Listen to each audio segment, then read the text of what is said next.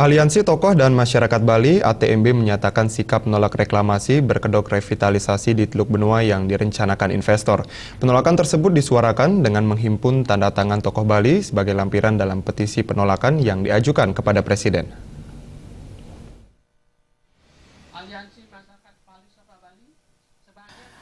ATMB yang terdiri dari berbagai tokoh masyarakat yang tergabung dalam organisasi Love Bali Forum, Asita Bali, PHRI Bali, dan elemen lainnya menyatakan ketegasan menolak reklamasi berkedok revitalisasi di Teluk Benua yang direncanakan oleh investor.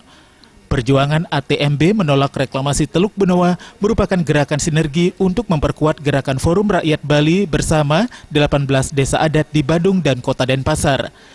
ATMB juga mendukung hasil survei yang menyatakan bahwa 91% masyarakat Bali menolak reklamasi Teluk Benua dan mendesak Presiden Joko Widodo mencabut Perpres nomor 51 tahun 2014 dan memberlakukan kembali Perpres nomor 45 tahun 2011 yang mengembalikan fungsi kawasan Teluk Benua sebagai kawasan konservasi. Koordinator ATMB Profesor Rahyude menyatakan reklamasi Teluk Benua layak dihentikan karena menciptakan polemik dan memecah belah rakyat Bali.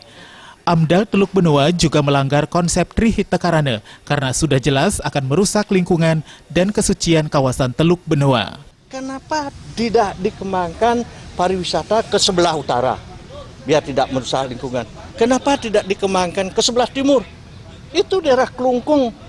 Ada yang kena lahar kemarin itu, isilah di situ. Kenapa harus di Teluk Benua? Teluk Benua atau Denpasar Selatan sudah jenuh dan ingat desa Pekraman semuanya menolak. Nah, kalau desa Pekraman tidak mengerti, masa dia menolak? Anda bisa bayangkan, tidak mungkin dia bodoh desa Pekraman di lingkungan Teluk Benua, tidak mungkin. Teluk Benua itu dari lahirnya dia sudah di situ.